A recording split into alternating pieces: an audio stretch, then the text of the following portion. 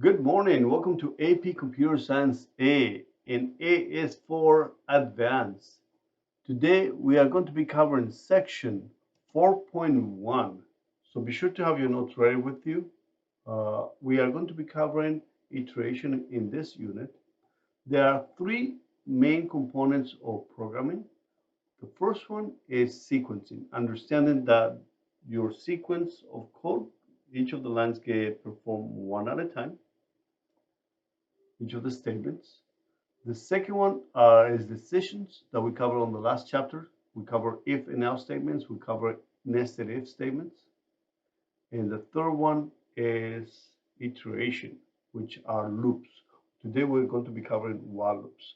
Now, while loops are going to have three components, not two. I like to think of them as three different components instead of two. So make sure that you have your REPL ready. 4.1. Type in your name, your period, and don't forget to click on submit so you can get credit for this assignment. So today we're going to be covering while loops, and while loops are going to have three main components. First, we need to be able to have a variable that we're going to be using to compare and to be able to decide whether we're going to go through the loop or not, and when we need to be able to exit that loop. So let's go and have a variable. We're going to start with an integer x equal to 0. And now we're going to place a while loop. While, then the same way that we have in if statements, we have a Boolean statement inside the parentheses. We are going to do the same. And then we're going to have a block of code that's going to follow the while loop. And in here, it's going to be a Boolean statement. So let's go and say true. And inside the block of code is going to be a set of statements, one or more, that is going to be performed over and over again until that statement is false. Now, right now I have it as true, so let's say system data.println, and let's go and print the value of x. And we are going to run it. No, stop. There. So what happened? Well, this is a true statement, right? So it's going to go through this every single time until this becomes false, but that's how it's true. So therefore, it's never going to stop. So that's what we call infinite loops. And we're going to come back to infinite loops in a few minutes. So therefore, I want to be able to have a Boolean statement that's going to be either true or false. And we are going to use the integer x. So therefore, we are going to have while x is less than 100, let's go and print the first 100 numbers. So now we have a statement. We have our first component will be our variable, declare and initialize. Then our second component will be our Boolean statement that's going to determine whether we're going to go through this block of code or we are going to skip it. And now let's go and run it.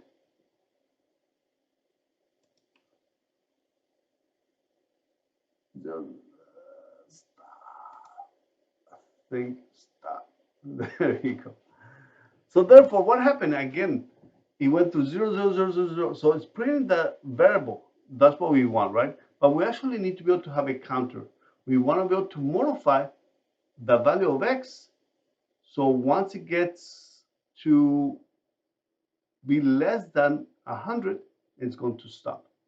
Now, right now, what we're trying to do, we are going to be print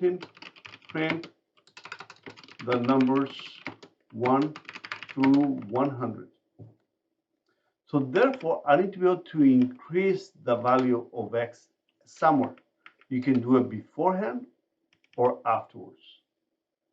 What should I do? Before or after? Before or after? Before or after? That is a good question. So what I'm going to do, let's go and place it afterwards.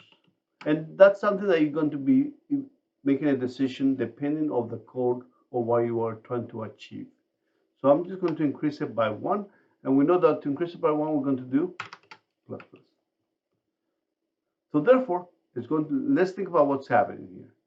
We are going to declare an initializer variable x to 0.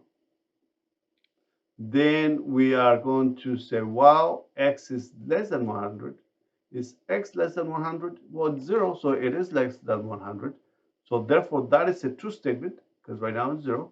So therefore, it's going to print the number, and then it's going to increase it by 1. So let's see. So we did go through and print from 0 to 99. Isn't that impressive? Now, before we were just doing one statement, and every time it will get executed only once, correct? That was our previous life before unit 4. But now, with that few statements, we are repeating this over and over again. Now, remember that we wanted to print the numbers from 1 to 100. Right now, we are printing the numbers from 0 all the way to 99. So therefore, what should I change? How can I fix this? That is the question. Well, some of you guys will say, what did you say? Yeah, some of you guys will say, well, let's go and increase the value before we print it, correct? We are going to increase the value before we print it. And now, because we're going to be 0, and it's going to say is 0, while 0 is less than 100. That is a true statement. So it's going to go through, and then it's going to add 1. So now it'll be 1. So that's going to be printing 1. And let's go and go through the process and say, oh, so now you got to 100. And do we start at 0? Perfect. Now notice what happened as well. It says while x is less than 100, or should it be while x is less than or equal to 100? What will happen now? So we're going to start at 1, and it's going to go to 101. So therefore, if you had made that change and you had your counter afterwards, then you'll go from to 100, but then we started at 0. So those are the things that you kind of have to manage and say, okay, what is the best way? Should I have my counter before or after? Should I have my statement while x is less than 100, even though I need to include 100?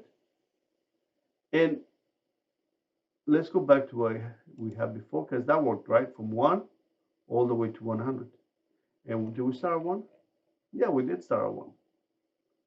So one of the things that we have to kind of think about is, while we go through x equal to 0, is 0 less than 100, that's true.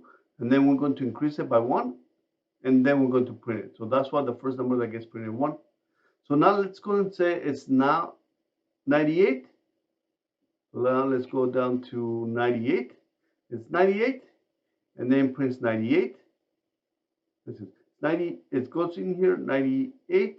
Then it increases by 1, and then it prints. So I'll be 99. Then it goes through. Is 99 less than 100? Yes.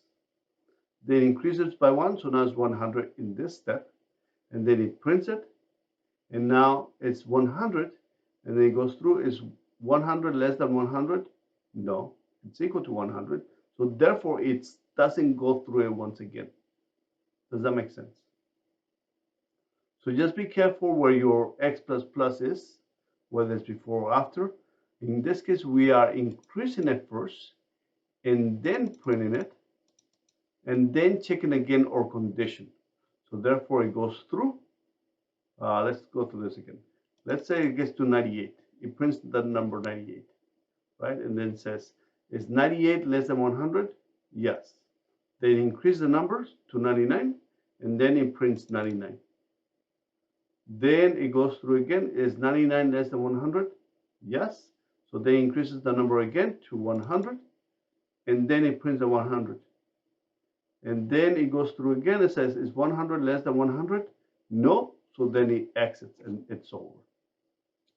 Now, how will I modify it if I want to be able to print the numbers backwards?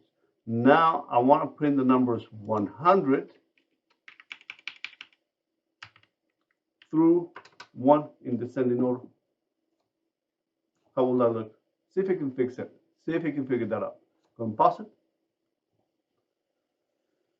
So in this case, we are going to be starting with the number 100 that we want to print.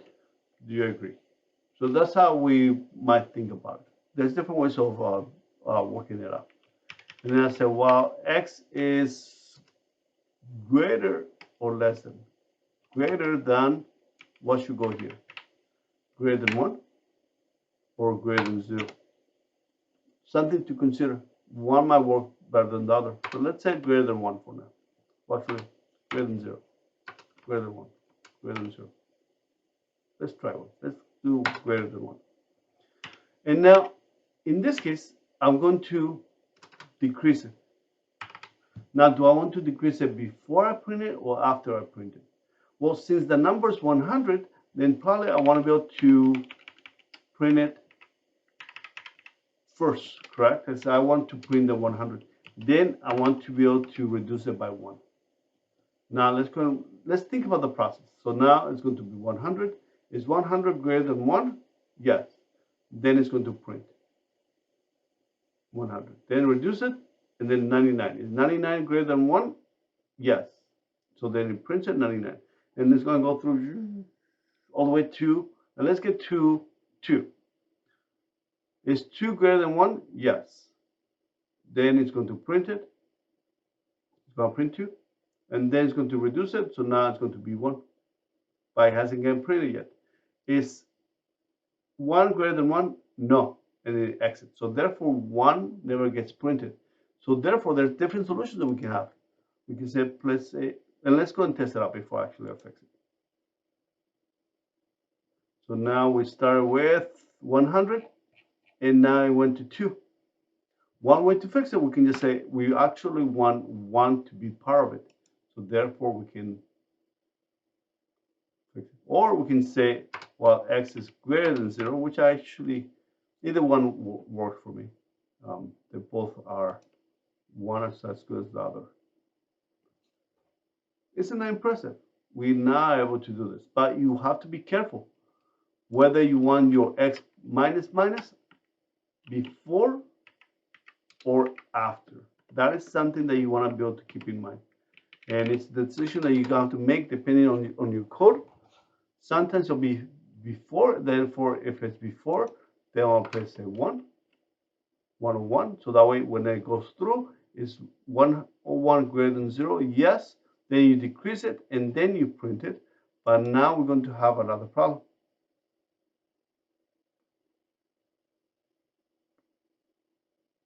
We print 0. So therefore we now go back to or 1. So there are several decisions that you need to be able to make. One of them is as good as the other, as long as it works fine. Questions? Now, there are going to be times that you code your way through a problem and you have x, well, x is less than, and you don't realize that you never change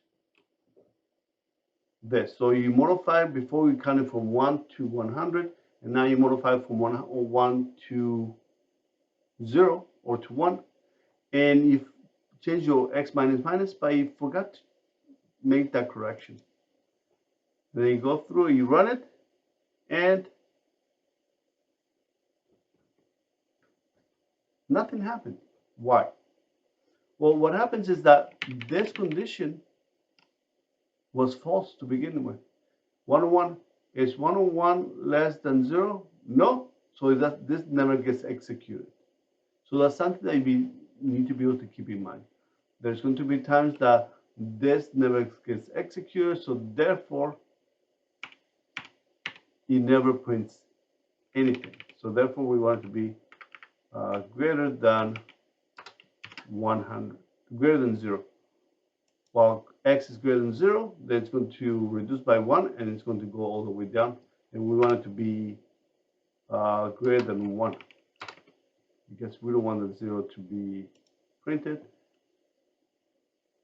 Or if we want to be able to fix it, there's several ways we can fix it. You can just reduce this to just like we've done before. So therefore, there are other times that you forget that you need to be able to decrease it, and somehow you forgot that to decrease it, you place as a plus plus. Therefore, when you print it, it's going to stop. There. So it never X's the loop.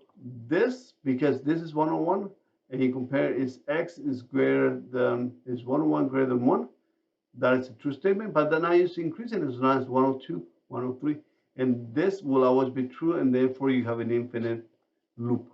So those are the things you have to be careful. One is that you never meet this requirement, so therefore it never goes through the loop. Two is that this requirement is always true, and you either are increasing it, so therefore you are always keeping the statement true, or there's going to be times that you actually just forget to decrease it, and therefore you end up with this, another infinite loop. Stop, stop, stop. There. Another thing that we have to be careful is sometimes we actually going to get a user input.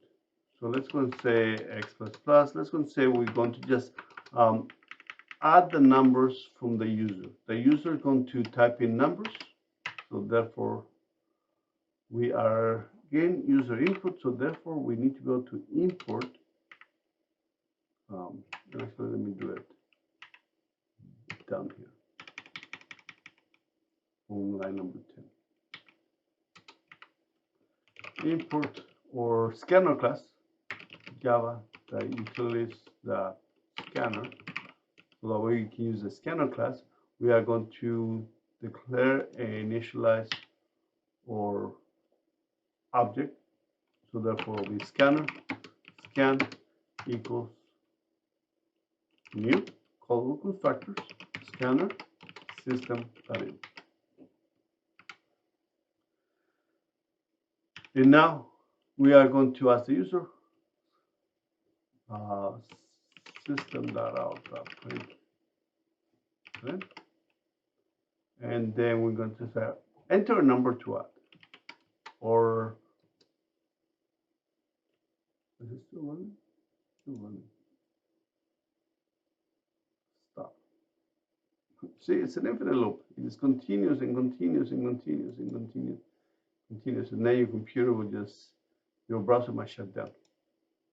Stop. Stop. Okay. So therefore,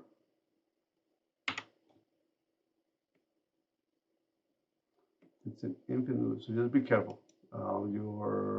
My browser just shuts down, and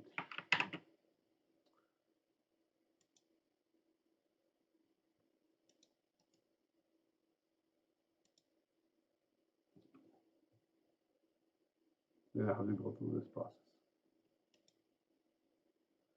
Depending on if you're using BlueJ or Eclipse, they might give you a better option to be able to end. Somehow, this doesn't provide to all. So let me just go through process. Give me a minute. So in this case, I'm just going, we didn't have much going, right? So I'm going to import my java.utility, my scanner. Then let me go ahead and declare and initialize my reference variable, my object, scanner scan equals to constructors, new scanner, system.in, since we're getting input from the user. And then we're going to just, as the user, enter a number to add, or and system.out.print.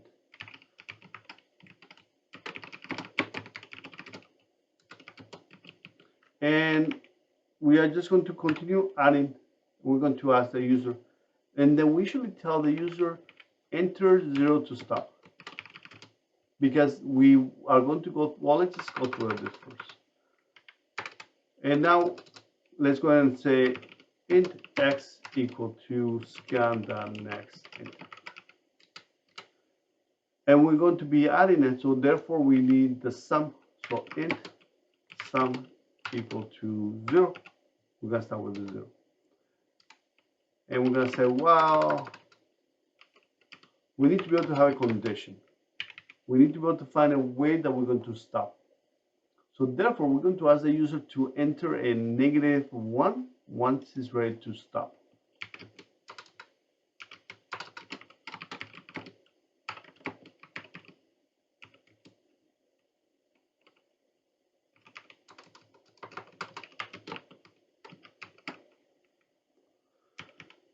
So therefore, while x is not equal to -1, then we're going to go through the process and add the numbers that the user is going to enter.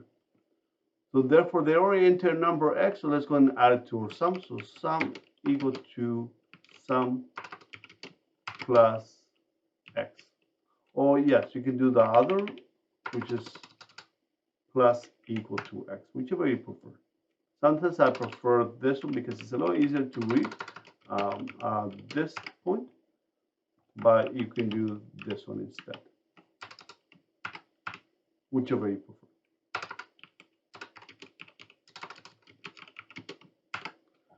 So therefore, we are going to be adding the first number, and we're going to add it to sum. Now we are going to be asking the user for another one. Now we are just going to say enter to stop, so therefore we are just going to say x equal to scan the next int, so that way we get the next input from the user, and then we're going to go through the process, and it's going to run it, and it says enter number 2 at 10, 25, 15, 7. And then as soon as I type in a -1, it stops.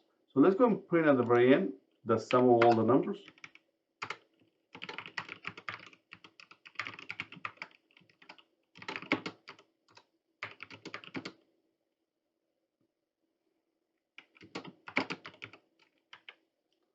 And now let me just close my parentheses because that is bothering me.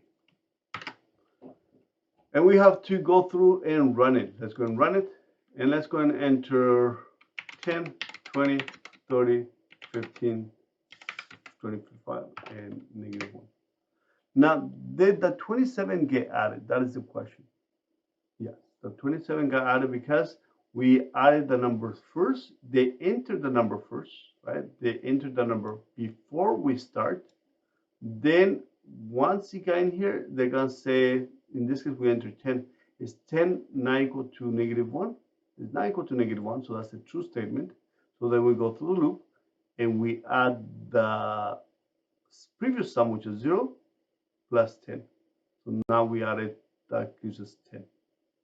And then we get our next input. So now once we get to 27, we enter 27, which is in this line. And then we say, is 27 not equal to -1? That's true, it's not equal to -1. So therefore we add the 27, and then we get the next input, and we enter -1. And once we enter -1, we say, is -1 not equal to -1? That is false because it is equal to -1. So therefore we exit the loop, and then we add the numbers. Question. So that's one way to be able to think about it. But one of the things that you have to be very careful is that we are getting the user input first, then we are adding it,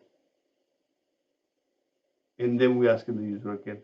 Another way that you can do this is that we can just say, we can place this, I'm going to ask them every single time. So I take this off, I'm going to place it inside the loop, and if I can just paste it correctly, And then I'm going to ask them, I just want to be able to initialize my variable outside the loop. I don't want to be able to, so I want to go and declare and initialize it to 0 the same way that I did the sum. So therefore, when I do this, I'm going to say x equal to, well, and I already have it here, correct? I only need to ask the user,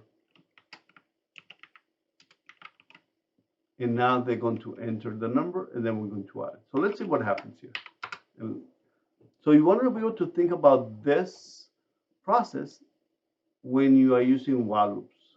So I'm going to enter 20, another one, 40. So notice that every single time they're asking the same question. And we could have done it the same way. Now I'm going to enter -1. So notice that in this case, the -1 gets added. So you have to be very careful. And in order to solve it, I'll just go and place my sum after. And because the first one's a 0, it's not going to make a difference. So now if I do it and I run it, and I do 20, 40, -1 to stop it, that gives me the correct sum.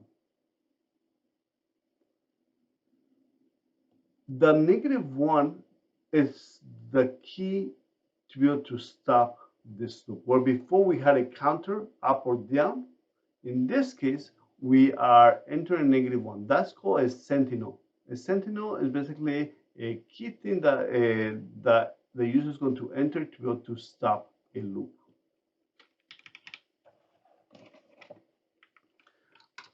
Another thing that we could have done instead, in your notes, we have something that we call a break and a continue. Now, adhesive doesn't cover this too much, but I do like to cover the break and the continue. So you want to kind of read through that carefully. Another way that I could have fixed this, I could have said, I know that I have a problem if this is equal to -1. So I could have just done an if statement and say if x is equal to -1, I'm just going to break out of the loop. What break is going to do is going to say, if as soon as x is equal to -1, just go and skip. I'm done with this loop. I don't need to be checking over and over again. Now, that is sometimes not the most efficient way to do it. But if I do 40, 60, -1, it breaks out of the loop and it's going to skip it. And doesn't even go back to here. So once you have a break, it says break, it exits the loop. And you can place breaks throughout your code. And sometimes they're going to be a really good way to be able to break out of the loops that might be needed. In this case, it's not. Let's assume that we are going to add the sum. So let's go through another example. So we are going to ask the user how many numbers they would like to add. So we are going to say system.out.println. How many numbers to add? Then we're going to say int x equal to scan the next. And then we're going to be adding them, so we do need a variable to add. And we're going to say, while x is less than, or in this case, this is our numbers that we need to add. So we need our counter, correct? Because we're going to have a comparison. And we're going to say int x equal to 0.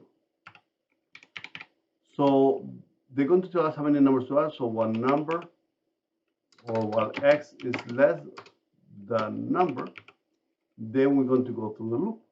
And now we're going to say x plus plus, or do we want to place the x plus plus before or after?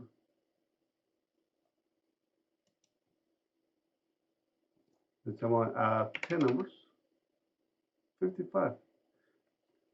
So, do you guys remember your formula to add the numbers?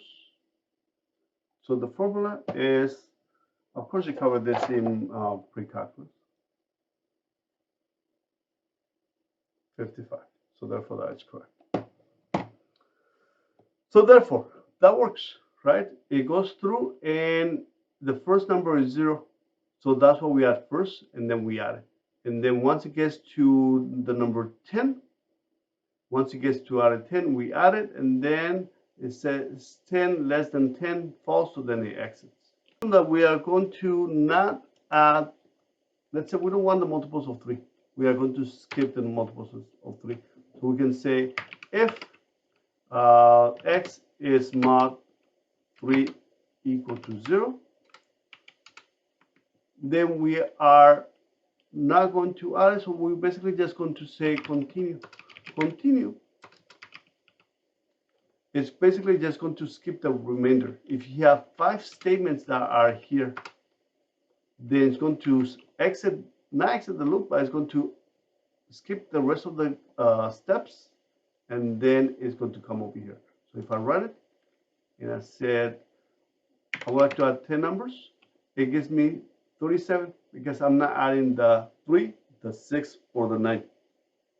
Basically, whenever it goes into this if statement, it's going to skip this line and it's going to go back to the loop. So that is the difference between break and continue. Break, you'll exit the entire loop together. Continue, you'll just skip the rest of the statements and come back over here. Sometimes it'll be very useful to know about them. Sometimes it's not sufficient. The last thing I need to cover is the scope of the variables. There are going to be times that you want to be able to, that you are going to declare and initialize your variable in here. And you have to be careful because therefore the variable is going to get declared and initialized every single time, which you don't want to do. So therefore you want to be able to declare and initialize most of the time outside your loop. And that way you have a working code. One of the things that we're going to be talking as we go into methods is going to continue with the scope of the variable. If you by any chance, let's say I want to create an additional variable and I'm going to say int a equal to 5. Then I want to be able to print system.out.println, and I'm just going to print a. So therefore, right now I'm just going to say how many numbers would I like to add, and then it gives me semicolon. How many numbers would you like to add? And then it says error, cannot find the symbol a, because your a is being declared in this block of code. Therefore, the a does not exist outside that block of code. So therefore, we say that the scope of a is only within the while loop. So that is something that you want to be able to be careful.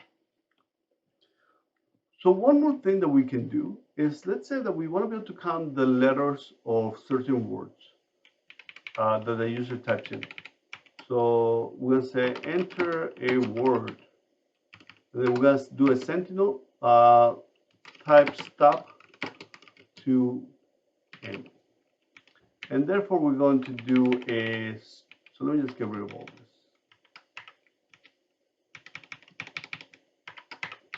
And we're going to count the number of letters that the user types in all the words. So therefore we're going to say string word equal to scan the next line.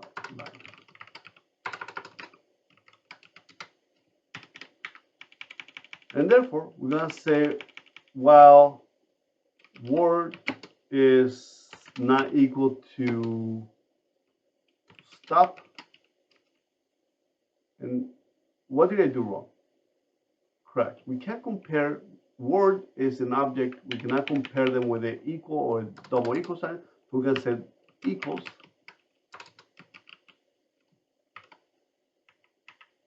stop. Then, if it's equal to stop, then this will be true. So we want to be able to negate it. So while it's not equal to stop, then we are going to count the letters. So let's go and do the integer sum equal to 0. And how can we count the letters?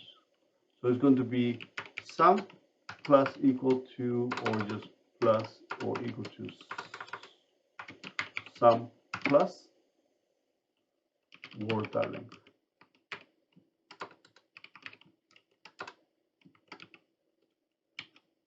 Then we're going to get the next word from the user. So let's go inside word equals. Remember that you don't want to declare it again. It's already been declared on line 20. So therefore we can just say scan the next line. And then we're just going to print the sum. So let's go and run it. David, Antispec, shift, stop. And therefore it counted all the letters in each of the words. Stop will be the sentinel, will be the keyword that will allow us to be able to stop the loop. And we can do a lot more things that you guys will discover once we do the coding activities for this lesson. So this is the lesson for today. Have a great day, and I'll see you guys next time. Email me if you have any questions.